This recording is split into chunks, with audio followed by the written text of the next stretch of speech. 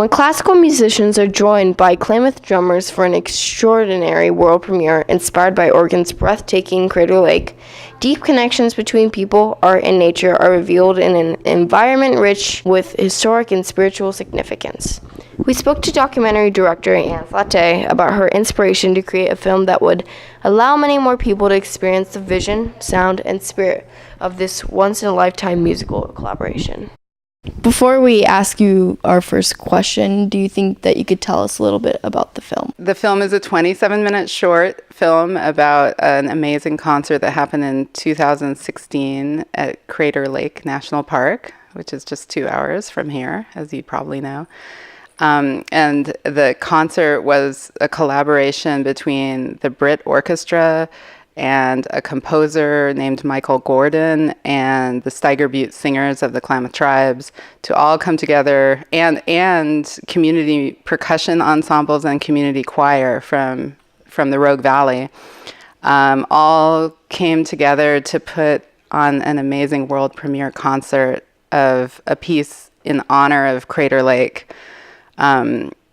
And it was performed 5 times. And so when I heard that this was happening, I knew that it would be an incredibly cinematic way to explore, music, people, and the relationships between them and nature. How would you describe the role music has played in your life? That's a great question. I'm glad you asked that. So I was actually, I was a pretty serious classical pianist when I was a kid. I played until the age of 15, and then decided to do other things and to not become, a professional musician. But it's always had a really deep meaning for me. I think it's like the way that I expressed myself emotionally. And I think I often credit it with kind of everything that I've been able to accomplish. I think back to like all those hours I spent practicing music, and I think it made a big difference in my life. And then the other, big love I have is of nature. And so seeing this piece of, more than 130 musicians playing in honor of spectacular natural wonder was really inspiring to me. And I think music also brings people together in a way that many other things do not. I always think it brings out the best in human beings. And so I've actually focused a lot of my film work on music and musicians and the community that they can create when they play together. And you see it all over. You see it in schools. We have, I think music programs are huge. I think art programs really matter. Again, I really think that they bring out the best in people in the creative collaboration that people do together. And when you look at, the world and all the problems we have, it's inspiring to see what people can do when they come together in an artistic way. And I think that comes through in the film. And the musicians, I think, all felt that and speak to it in the film. I was wondering, what was your very first film that you made?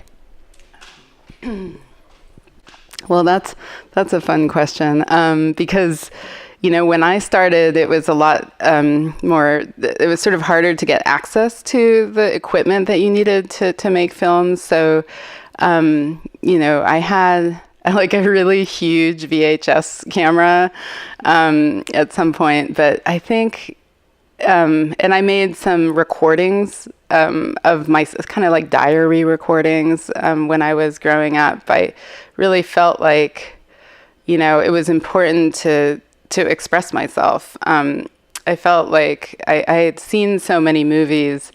Growing up, I was lucky enough to be near like an art house theater in San Diego that played like, a different old movie every, a double feature every day. And so I saw a lot of films that way, and I knew I loved film, but I had no idea how to be a filmmaker. At that time, it was very hard to, get into it. And so I was, went to college and did something else. I was actually a political science major because I wanted to like make a difference in the world, and I thought that that was the best way to do it. And then when I left, I kind of had this realization that unfortunately a lot of people don't listen to people who actually know the information, and we can see this all over the world. Like, academic. My father was a professor of physics, and I saw how in political science, people don't listen to the people who have actually studied the area for years and years. They have their other agendas and things like that. So I was a little bit disillusioned with that. And then I decided to go into what I love, which is film. And so I did it kind of later in life. And so I kind of took this long shot and applied to film school and got in. And so that was the Stanford documentary program. And it was like a miracle, It was like, yay, And so so the first film I made was like an exercise of like A meets B, and it was really fun. We shot it all over San Francisco in one day in the camera, and it's actually a great little 3-minute film. It's all shot in the camera, and it's all edited in camera, and it's shot on film on 16 millimeter. So that was super fun. The really first film that like actually got out there in the world was this film that I made about. It was a personal documentary about my parents getting married in the 60s in Berkeley, and one being Catholic and one being Jewish, and the problems that they encountered at that time. Was Crater Lake a special place to you personally before making this film? I actually had never been to Crater Lake before making this film, and I've been to a lot of national parks, but so in California, I spend a lot of my spare vacation time, downtime in national parks. Yes, especially Yosemite, but also Joshua Tree, and we have so many. And I had heard, I've been to parks all over the Southwest, and it's a big. I think in my like when I was a little girl, I wanted to like live, out there, and just be in nature, But I had never been to Crater Lake, and I thought this would be just the perfect way to explore it with fresh eyes. So I didn't feel like it was a problem that I hadn't been there before, because sometimes when you go in with a lot of preconceptions to a project, it can influence in a good way, but there's another way to do it where you go in and you're really fresh eyes and full of wonder about the place. And that was how I approached this project. And I was also following in the footsteps of Michael Gordon, the composer who had gotten to know Crater Lake over a period of a year. He also had not been or heard of Crater Lake before this project.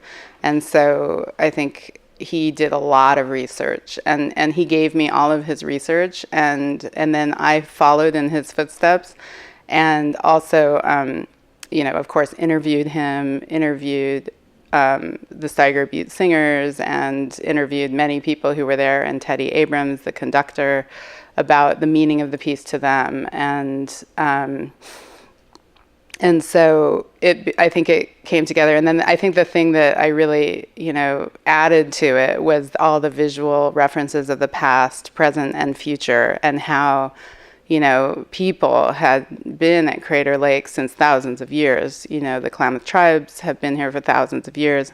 And then the introduction of like the, white Europeans who came later, and they're thinking about wilderness, and Peter Britt, the photographer's feelings of taking the first picture of Crater Lake, which, by the way, led to there being a national park. So it's all intertwined, and I wanted to bring that out in the film. What would you say is the most important thing you learned making this film?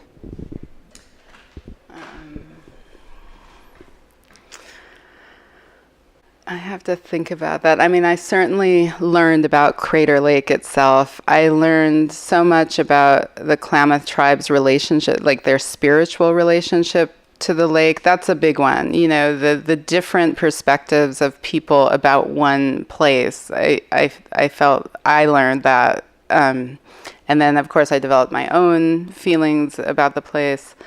And also, I think I'm just in awe of how many people it took to both put on the concert in the first place. I mean, it was a humongous effort on the part of the Brit Festival, and it was awesome, in the true sense of the word awesome. And then, the film took like probably 100 people in some way to come together too. If you really look at the credits and all the people it takes to make even a short film, it really does take a lot of people. So I'm always reminded of that whenever making a film. Is like that it's a group effort. It really is a collaboration, and there are very few people who make a film by themselves. It can be done, but not this one. Okay. Is there anything you'd like to say to the future filmmakers out there that will watch this interview? Yeah. I would like to say that I think it's really important to become a creator of culture. Don't just be a consumer. And if you want to be a filmmaker, you already know this. And so I just encourage you to do it. It's really, really important. It's also especially important for girls to do this right now. It's been a problem in our industry for a long time. And that girls' voices are not heard as loudly. It's not an easy, thing to do. And but it can be really fun and rewarding. And I think you should, pursue it and don't stop doing it. I want to say one more thing, because I want to just thank all the people who are from around here who helped with the film. So I don't know if you have a question about like who were the community, that made this film possible. But the people who made this film possible were the Brit Festival, Owsley Brown Presents, and Southern Oregon Public Television, and specifically Mark Stanislavski at Southern Oregon Public Television, which is SOPTV. They got behind this film, and they also helped get it. They presented it to PBS, so now it's showing on PBS all over the country. And we just heard that it was nominated for 2 regional Emmys. We're really excited about that. So, again, all of these people made a huge difference to making this film, and I'm really grateful to them. So, well, thank you for answering our questions, and we had a really great time. Oh, good. Yeah.